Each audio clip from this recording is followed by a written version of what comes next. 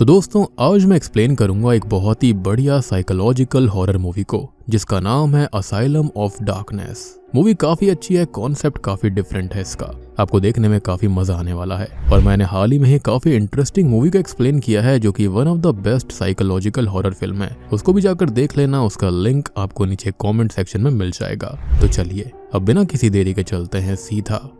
Video की तरफ। तो मूवी की शुरुआत ड्वाइट स्ट्राउड को दिखाते हुए होती है जो कि एक असाइलम में था और उसका सबसे बड़ा सपना था कि वो वहां से भाग पाए, लेकिन उसकी मेंटल कंडीशन ठीक ना होने की वजह से उसे यहीं पर रुकना पड़ता है। तभी वहां स्टाफ का एक आदमी आता है और उसको डॉक्टर शेकर के पास लेकर जाता है, जहां पर डॉक्टर शेकर उसको एक इंजेक्शन देता है और वहां पर स्ट्राउड बार बार उससे खुद के यहाँ पर होने की वजह पूछ रहा था, जिस पर डॉक्टर उसको कोई जवाब नहीं देता। अब आगे उनकी बातों से हम ये जान पाते हैं कि स्ट्राउड वहां से भागना चाहता है क्योंकि उसको असाइलम में रहना नहीं पसंद है, पर डॉक्टर इस चीज को लेकर बहुत ही ज्यादा कॉन्फिडेंट होता है कि कोई भी यहाँ से नहीं भाग सकता। अब जब डॉक्टर का फेस दिखाया जाता है तो हम नोटिस करते हैं कि वो एक गोस्ट की तरह दिखता है और इसी वजह से स्ट्राउड को असाइलम में रखा गया था क्योंकि उसको इसी तरह की पैरानॉर्मल चीजें आम इंसानों में दिख रही होती हैं। अब आगे चलकर स्ट्राउड को एक रूम के अंदर भेजा जाता है जहां पर उससे एक औरत मिलने के लिए आई हुई थी जो कि उसके साथ बहुत ही अच्छे से बात करती है। साथ ही साथ स्ट्राउड को उसके साथ रहना काफी पसंद था, लेकिन उसको इस औरत से हफ्ते में बस एक बार मिलने दिया जाता था। अब थोड़ी देर में स्ट्राउड को हम वैन गो के साथ देख पाते हैं जहां पर उनकी बात से हमको ये पता चलता है कि उसको भी इसी तरह की चीजें दिखाई देती हैं, इसलिए उसने अपनी एक आंख फोड़ ली थी। पर वैन गो को पेंटिंग करने का बहुत ही ज्यादा शौक था और जो भी पेंटिंग वो बनाया करता था वो कहीं ना कहीं फ्यूचर बताया करती, और ये चीज वैन गो के ऊपर डिपेंड करती थी कि वो पेंटिंग में क्या बनाना चाहता है। अब यहाँ स्ट्राउड इससे एक फेसलेस मैन की फोटो बनवाता है जिस पर वो डॉक्टर के फेस को चिपकाने वाला था, लेकिन पेंटिंग बनाने के बाद वैन गो को वापस से बहुत कुछ दिखने लगता है जिससे डर कर वो वहां पर अपनी दूसरी आंख भी फोड़ लेता है। तभी यहाँ पर बाकी का स्टाफ पहुंच जाता है और स्ट्राउड के पास मौका था इसलिए वो भी पेंटिंग को डॉक्टर के रूम में लेकर जाता है और उसकी एक फोटो को काट कर उसके फेस को पेंटिंग के पास चिपका देता है, जिससे असल जिंदगी में भी डॉक्टर का फेस गायब हो जाता है और वो मारा जाता है। अब डॉक्टर के पास से स्ट्राउड को पूरे असाइलम की चाबियां मिल गई थी जिससे कि वो यहाँ से भागने में कामयाब हो जाता है और यही उसका सपना था। लेकिन असाइलम के पास वाले शमशान घाट में उसके पीछे काफी सारे लोग लगते हैं जिनके फेसेस नहीं थे, लेकिन स्ट्राउड वहां से भागने में कामयाब होता है। अब आगे जाकर ये रोड पर लिफ्ट मांगता है, लेकिन तभी उसकी हरकतों की वजह से एक गाड़ी का एक्सीडेंट हो जाता है। वो गाड़ी डिसबैलेंस हो गई थी उसको बचाने के चक्कर में। अब होता यह है कि उस कार के अंदर जो व्यक्ति था उसका पूरा चेहरा जल जाता है, जिसको देखकर स्ट्राउड उसकी मदद करने की कोशिश करता है, लेकिन वो आदमी इस पर जोर से चिल्लाता है और वहीं बेहोश हो जाता है। तभी स्ट्राउड उसकी आइडेंटिटी को ले लेता है जिसका नाम फिंच होता है और उसकी आइडेंटिटी को लेकर वो भागता हुआ एक घर में पहुंचता है जहां पर अलार्म बजने लग गए थे, लेकिन सरप्राइजिंगली स्ट्राउड को उसको बंद करने का पासवर्ड पता था। साथ ही साथ जब वो वहां पर थोड़ा और घूमता है तो उसको ये पता चलता है कि वो फिंच के घर में आया है और अभी अभी स्ट्राउड के साथ में जो हादसा हुआ था उससे फिंच और स्ट्राउड के जो सबकॉन्शियस माइंड की मेमोरीज थी वो एक दूसरे में ट्रांसफर हो चुकी थी। खैर तभी वहां पर एलन नाम की एक लेडी आती है जो कि असल में फिंच की बीवी थी, पर वहां पर वो स्ट्राउड को देखकर जरा से भी सरप्राइज्ड नहीं होती, उसको वो फिंच के रूप में ही दिख रहा था। लेकिन आज उसे अपने पति की हरकतें काफी अजीब लगती हैं क्योंकि असल में उन दोनों का रिश्ता जरा सा भी अच्छा नहीं चल रहा था, लेकिन आज फिंच उससे अच्छे से बात कर रहा था, इसलिए एलन को लगने लगता है कि शायद वो ज्यादा ड्रिंक कर आया है। पर जब वो चेक करती है तो ये देखकर बहुत शॉक्ड हो जाती है कि आज तो फिंच ने ड्रिंक करी भी नहीं। जिसके बाद जब ये टीवी देखते हैं तो उनको पता चलता है कि स्ट्राउड नाम के आदमी ने असाइलम से भागने की कोशिश करी थी, लेकिन उसका एक्सीडेंट हो गया और अब उसको पकड़ लिया गया है और उसको वापस से असाइलम में डाल दिया गया है। लेकिन जैसा कि मैंने बताया कि इनकी मेमोरीज एक्सचेंज हो गई थी तो फिंच को यहाँ पर सभी स्ट्राउड समझ रहे थे और स्ट्राउड को फिंच समझा जाएगा। अब तभी एलन टीवी बंद कर देती है और सोने जाने लगती है। वैसे तो स्ट्राउड एलन के साथ सोना चाहता था, लेकिन एलन उसको बाहर सोने के लिए बोलती है क्योंकि इनका रिश्ता बिल्कुल ठीक नहीं था, इसलिए उसको बाहर सोना पड़ता है जहां पर उसको ये लगने लगता है कि ये जिंदगी उसको एज अ गिफ्ट मिली है, इसलिए वो उसको अच्छे से यूज करेगा और एलन के साथ भी अपने रिश्ते को सुधार लेगा। अब अगले दिन जब स्ट्राउड की आंख खुलती है तो उसको एलन से बात करने के दौरान ये पता चलता है कि उसको आज एक पार्टी में जाना है क्योंकि फिंच वहां का मेयर था, और ये बात याद आते ही स्ट्राउड तुरंत ही वहां के लिए निकल पड़ता है जहां पर आज सबको फिंच बहुत ही अच्छा लग रहा था क्योंकि वो सबसे अच्छे से बात करता है। नॉर्मली ऐसा नहीं होता था। खैर वहां पर वो बहुत अच्छी स्पीच देता है जो कि सबको बहुत ही पसंद आती है। अब पार्टी में भी सबको अपना दीवाना बनाने के बाद में जब स्ट्राउड बाथरूम में जाता है तो उसके साथ वहां पर एक अजीब चीज होती है। दरअसल उसकी जेब में उसको एक हैंकी मिलता है जिस पर यह लिखा था कि तुम ड्वाइट स्ट्राउड हो, ना कि आर्टेमिस फिंच, और जल्दी ही मैं तुम्हें मार दूंगा। लेकिन फिलहाल स्ट्राउड जो कि असाइलम से निकलकर बहुत ही खुश था, इन बातों पर वो ध्यान नहीं देता और एक लड़की के साथ अपने घर की तरफ जाने लगता है जिसका नाम जैकी था। और उसकी हरकतों से हम समझ पाते हैं कि आज उसका प्लान मिस्टर फिंच को लेकर कुछ अलग ही था और इसलिए वो उसको अपने घर लेकर जाती है। पर उनके साथ साथ घर में कुछ और लोग भी आ जाते हैं और अब हम उसी इंसान को देखते हैं जो कि सुबह सुबह स्ट्राउड को उसके रूम से निकलकर मिस्टर शेकर के पास लेकर गया था। वो जेसिका के नेबर्स के यहाँ पर जाकर उनको खत्म कर देता है और उनमें से ही एक की बॉडी को पजेस करके जेसिका के घर में जाने की कोशिश करने लगता है ताकि वो स्ट्राउड को भी मार दे। लेकिन स्ट्राउड को इस व्यक्ति के अंदर फिर से सुबह वाला फेसलेस मैन दिखने लगता है और वो जेसिका से डोर लॉक करने का बोलता है। लेकिन फेसलेस मैन किचन के गेट से अंदर आकर जेसिका को खत्म कर देता है। अब ये स्ट्राउड को भी मारने वाला था लेकिन वो उससे लड़ता है और बचने की कोशिश करता है जिसमें उसको चोट लगती है, लेकिन किसी तरह से वो फेसलेस मैन से बच जाता है और उसके मुंह को कुचल कुचल कर उसे खत्म कर देता है। अब तभी वहां पर पुलिस भी आने लगती है जिसको देखकर स्ट्राउड वहां से भागकर फिंच के घर में आ जाता है, जहां पर नहाते वक्त उससे मिलने डॉक्टर आते हैं और उसको बताने लगते हैं कि वो अभी भी पूरी तरह से सही नहीं हुआ है। और ये सब सुनकर स्ट्राउड बहुत डर गया था, इसलिए तभी वो धोखे से अपने हाथ को ही काट लेता है, जिसके बाद में वो जोर जोर से चिल्लाने लगता है, जिसको सुनकर एलन वहां पर आकर स्ट्राउड को संभालती है और उसको बाहर लेकर जाती है उसकी पट्टी करने के लिए। एलन ने फिंच की मदद कर तो दी थी लेकिन अभी भी वो फिंच से बहुत नफरत करती थी, जिसको देखकर स्ट्राउड उसके पास जाता है और उससे सही से बात करते हुए उससे वादा करता है कि अब वो खुद को पूरी तरह से बदल देगा। इस चीज को सुनकर एलन को काफी अच्छा लगता है और ये दोनों ही इंटीमेट होते हैं और उनके बीच में असली फिंच की वजह से जो फासले आ गए थे वो स्ट्राउड की वजह से कम होने लगते हैं। अब अगली सुबह स्ट्राउड ये कंफर्म करने के लिए कि ग्रेवयार्ड में सच में कोई फेसलेस मैन है या फिर नहीं, वो जॉगिंग करते हुए वहां पर जाता है, जहां पर उसकी मुलाकात वैन गो से होती है जो कि अभी भी पेंटिंग ही कर रहा था, जिसको देखकर स्ट्राउड काफी शॉक्ड होता है क्योंकि वैन गो ने अपनी दोनों आंखें फोड़ ली थी। वो इस बार में वैन गो से भी पूछता है, जिस पर वो उसको अपना चश्मा उतार कर दिखाता है जहां पर उसकी आंखें सच में नहीं थी और तब वो ये बोलता है कि उसे देखने के लिए आंखों की जरूरत नहीं है। अब ये सब देख सुनकर वापस से स्ट्राउड काफी अजीब फील करने लगता है और उसको ये महसूस होता है कि जैसे वो फेसलेस मैन वापस से उसका पीछा कर रहे हैं, इसलिए वो जोर जोर से भागने लगता है। तभी ब्रेंट जो कि एक प्राइवेट डिटेक्टिव था उसको पकड़कर रोक लेता है और उसके बुरे सपने से उसको बाहर निकालता है। लेकिन जब स्ट्राउड उससे मिलता है तो अपने आप ही उसका बिहेवियर ब्रेंट के साथ बेकार हो जाता है और तब वहां पर उनकी बातों से हम ये जान पाते हैं कि दरअसल एलन ने पहले फिंच के ऊपर नजर रखने के लिए ब्रेंट को हायर किया था, क्योंकि फिंच बहुत ही अजीब बिहेव किया करता था, जिस वजह से उसकी बीवी को ये लगता था कहीं उसका अफेयर तो नहीं चल रहा। बेसिकली वही कि एक्स्ट्रा मैरिटल अफेयर है या फिर नहीं,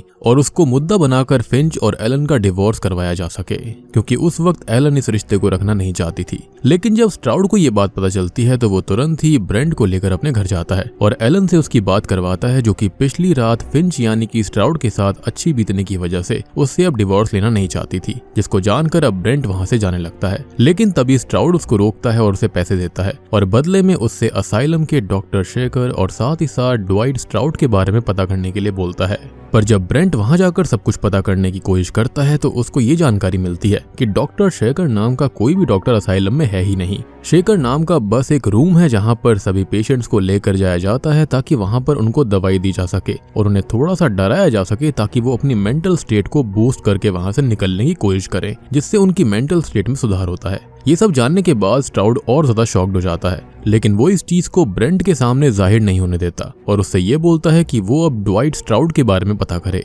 जिस पर ब्रेंट भी अब ड्राउट जिसके शरीर में अब फिंच था उससे मिलने जाता है असाइलम में, जहां पर जब वो फिंच को देखता है तो उसके और पास आने लगता है, जिसको देखकर फिंच उसके चेहरे पर हाथ रखता है और सीन वहीं पर कट होकर एलन और स्ट्राउड पर आ जाता है, जहां पर वो दोनों अब साथ में बहुत ही ज्यादा खुश थे। तभी स्ट्राउड वहां पर उस म्यूजिकल बॉक्स को भी सही कर देता है जो कि काफी टाइम से खराब पड़ा था, जो कि एलन का फेवरेट म्यूजिकल बॉक्स था, जिससे कि एलन और ज्यादा इम्प्रेस्ड हो जाती है। तब स्ट्राउड वहां पर उससे ये वादा करता है कि अब वो उसको कभी नहीं मारेगा और अगर कभी भी उसको लगे कि उसकी वजह से एलन को हर्ट हो रहा है तो वो इस म्यूजिकल बॉक्स को देख ले और इससे उसे इस बात का एहसास हो जाएगा कि उसका पति उससे कितना प्यार करता है, जिसको सुनकर एलन को काफी अच्छा महसूस होता है। अब आगे जब रात में सोते टाइम स्ट्राउड को किसी का कॉल आता है जो कि उसको अकेले मिलने के लिए बुलाता है, जिससे कि स्ट्राउड समझ जाता है कि कुछ तो गड़बड़ है। लेकिन जब ये उस एड्रेस पर पहुंचता है तो उसके थोड़ी देर बाद ही वहां पर उसके पीछे पीछे एलन भी पहुंच जाती है। तब स्ट्राउड उसको छुपने के लिए बोलता है क्योंकि अभी भी उसको अजीब अजीब से विजन्स आ रहे थे। साथ ही साथ जब वो उस आदमी से मिलता है जिसने उसको मिलने के लिए बुलाया था तो डर के मारे वो तुरंत ही उसे शूट करके खत्म कर देता है। तभी वहां पर ब्रेंट भी आ जाता है, जिसको भी उस फेसलेस मैन ने पजेस कर लिया था। तब वो स्ट्राउड के ऊपर हमला कर देता है और बोलता है कि हम तुम्हें वापस से लेने आए हैं, इसलिए वापस असाइलम चलो। लेकिन स्ट्राउड, जो कि असाइलम नहीं जाना चाहता था, वो वापस से ब्रेंट से लड़ता है और इन दोनों में तगड़ी लड़ाई होने लगती है। जिस दौरान एक समय ऐसा आता है जहां पर ब्रेंट स्ट्राउड के फेस को टच करके सारी मेमोरीज को रिवर्स करने वाला था और सब कुछ पहले जैसा हो जाता। लेकिन तभी एलन वहां पर आकर स्ट्राउड की जान बचा लेती है और ब्रेंट का फेस भी पेड़ से टकराने की वजह से उसकी मौत हो जाती है। अब एलन, जिसको कुछ भी समझ में नहीं आ रहा था, वो घर में जाकर स्ट्राउड से इसके बारे में बात करती है, जिस पर स्ट्राउड उसको समझा नहीं सकता था, इसलिए वो उसको ड्रिंक में स्लीपिंग पिल्स मिलाकर दे देता है ताकि वो सो जाए। तभी वहां पर उसके सामने डॉक्टर वापस आता है, जिससे बात करके स्ट्राउड को समझ में आता है कि फिंच अपनी बॉडी में वापस आने की कोशिश कर रहा है और जब तक स्ट्राउड उसको जाकर नहीं मारेगा तब तक वो उसकी जिंदगी को सही से नहीं जी पाएगा। अब ये सभी स्ट्राउड के माइंड में चल रहा था, इसलिए वो तुरंत ही चाबी लेता है और वापस से असाइलम में घुस जाता है। खैर, वो असाइलम के उस रूम के अंदर जाता है जहां पर फिंच को रखा गया था और वहां पर जाकर वो फिंच को मार देता है। लेकिन उसके मरने के बाद उसकी बॉडी पूरी सड़ जाती है और उसमें से वो फेसलेस क्रीचर बाहर निकलकर स्ट्राउड का पीछा करने लगता है, जिससे डरते हुए स्ट्राउड किसी तरह उसको ठिकाने लगा देता है। पर उसके बावजूद भी उसको काफी ज्यादा अजीब अजीब चीजें दिख रही थी। लेकिन इस दौरान वहां का एक स्टाफ मेंबर जो होता है उसकी भी जान चली गई थी, पर अभी स्ट्राउड को अपने आप को सही करना था। अब अगले दिन हम देख पाते हैं कि स्ट्राउड जब अपने ही फ्यूनरल में खड़ा हुआ था तो उसको वहां पर एक औरत दिखाई देती है, जो कि खुद भी स्ट्राउड की कब्र के पास वहां पर आकर फ्लावर चढ़ाती है। और यहाँ पर आप गलत मत समझना, क्योंकि फिंच को सभी अब तक स्ट्राउड मान रहे थे, जिसके चलते उसकी यहाँ पर ग्रेवयार्ड के अंदर कब्र थी। लेकिन असल बात यह होती है कि फिंच के अंदर जो असली स्ट्राउड था, उस औरत के बारे में उसे कुछ भी याद नहीं था, इसलिए वो उन सब चीजों पर ध्यान भी नहीं देता, बल्कि ये इस बात से खुश था कि अब वो फिंच को मार चुका है और इसलिए अब वो शांति से उसकी जिंदगी जी पाएगा एलन के साथ में। पर आज भी जब वो अपने घर पर जाता है तब उसको वापस से डॉक्टर शेकर दिखाई देता है, जो कि अब उसको कन्विंस करने की कोशिश करने लगता है कि वो जाकर अब फिंच की बॉडी को पूरी तरह से डिस्ट्रॉय करे। डॉक्टर का ये कहना था कि अगर उसने उसकी बॉडी को खत्म नहीं किया तो वो वापस आ सकता है, जिस बात को सुनकर स्ट्राउड काफी डर जाता है और वो अगली ही रात हार्डवेयर का कुछ सामान लेकर वापस से ग्रेवयार्ड में पहुंच जाता है, जहां पर उसकी मुलाकात फिर से वैन गो से होती है, जो कि एज यूजुअल अपनी पेंटिंग ही बना रहा था। तब स्ट्राउड उसे सारी सच्चाई बताता है, जिस पर वैन गो ये जवाब देता है कि उसको सब पहले से पता है और किसी का शरीर खत्म करने से कुछ नहीं होगा और स्ट्राउड को खुद को अपने आप को एक्सेप्ट करना पड़ेगा, चाहे वो जैसा भी हो, और तब जाकर वो इन सब चीजों से बच पाएगा। लेकिन स्ट्राउड को ये चीज बहुत मुश्किल लगती है, इसलिए वो फिंच की बॉडी को निकाल कर वहां पर जला देता है। तब वैन गो उसके पास आते हुए उसको वापस से समझाता है कि यहाँ पर फिंच जैसे बहुत हैं, जो कि स्ट्राउड को वापस से वहीं लेकर जाना चाहते हैं जहां से वो आया है, और आखिरकार स्ट्राउड किस किस को मारेगा। स्ट्राउड को अब बहुत सारे फेसलेस मैन और वुमेन ग्रेवयार्ड में दिखाई देते हैं। मीनवाइल हम एलन को देख पाते हैं, जिससे वही लड़की मिलने आती है जो कि स्ट्राउड की कब्र पर फूल चढ़ाने आई थी। और यहाँ पर वो एलन को एक शॉकिंग बात बताती है कि अब तक जो फिंच बनकर उसके साथ रह रहा है वो असल में स्ट्राउड है और ये लेडी कोई और नहीं बल्कि उसकी पत्नी है। एलन को इस बात पर बिल्कुल विश्वास नहीं होता। तब मिसेस स्ट्राउड उसको अपने साथ अपने घर पर लेकर जाती है, जहां पर वो भी फेसलेस वुमन बनकर एलन की जान लेने की कोशिश करने लगती है। दूसरी तरफ हम स्ट्राउड को देख पाते हैं, जिसको एक फेसलेस मैन अपने साथ अंडरग्राउंड लेकर चला जाता है, जहां पर उन दोनों में खतरनाक फाइट होती है, जहां पर इस बार भी स्ट्राउड उसका सर कुचल कुचल कर उसको खत्म कर देता है। पर तभी अचानक से वो उस घर में पहुंच जाता है जहां पर उसकी बीवी एलन की जान लेने वाली थी, और तब वो मिसेस स्ट्राउड यानी कि अपनी असली पत्नी से बहुत विनती करता है कि वो ऐसा ना करे, लेकिन मिसेस स्ट्राउड कुछ नहीं सुनती। ये देखकर स्ट्राउड खुद को वापस से उसी जगह इमेजिन करता है जहां पर वो कुछ समय पहले था, और तब ये हकीकत में वहां पर पहुंच जाता है जहां पर वैन गो भी मौजूद था, जो कि एक पेंटिंग बनाता है जिसके अंदर स्ट्राउड की मौत हो गई थी। इसका मतलब ये है कि सच में ये चीज होने वाली है। लेकिन तभी स्ट्राउड खुद की जान की फिक्र नहीं करता और अब वो एलन की जान बचाने के लिए वैन गो को और भी चीजें ड्रॉ करने के लिए बोलता है।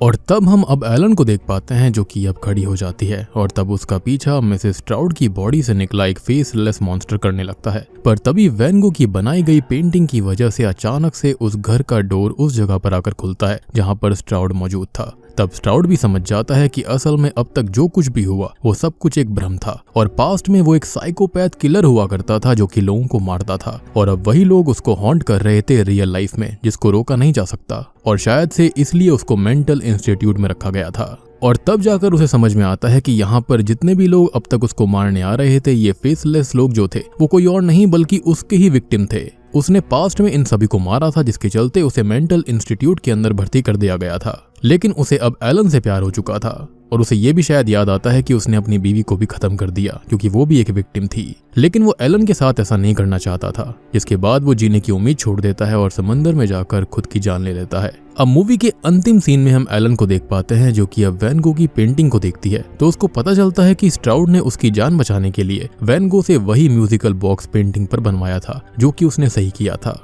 और उसने कहा भी था जब भी वो कुछ गलत करे या फिर उससे कुछ गलत हो जाए वो उस म्यूजिकल बॉक्स को देख ले, जिससे उसको ये पता चल जाएगा कि वो उससे कितना प्यार किया करता था। और मेरी थियरी यहाँ पर एक और है, असल में हो सकता है कि उसकी किलर वाली इमेज वो स्ट्राउड थी, लेकिन उसकी रियल इमेज फिंच वाली ही थी, जिसके चलते एलन उसको हमेशा से पहचानती थी। अदरवाइज कोई भी लेडी अनजान के साथ ऐसे नहीं रह सकती। उसने अपने रिश्ते को उसके साथ में सही किया, लेकिन ऑब्वियस सी बात है इतनी सारी किलिंग्स करने के बाद में उसे कुछ भी याद नहीं रहता था। लेकिन उसको एक चीज याद थी कि वो अपनी बीवी से प्यार करता है। उसने सब कुछ सही करने की कोशिश करी, लेकिन पास्ट के उसके भूत जो थे वो उसका पीछा नहीं छोड़ रहे थे। और उसको ऐसा भी लग रहा था कि जब तक वो जिंदा है एलन तब तक खुश नहीं रह पाएगी, उसके पास हमेशा ऐसी चीजें होती रहेंगी, जिसके चलते उसने खुद को खत्म कर लिया और एलन को बचा लिया। और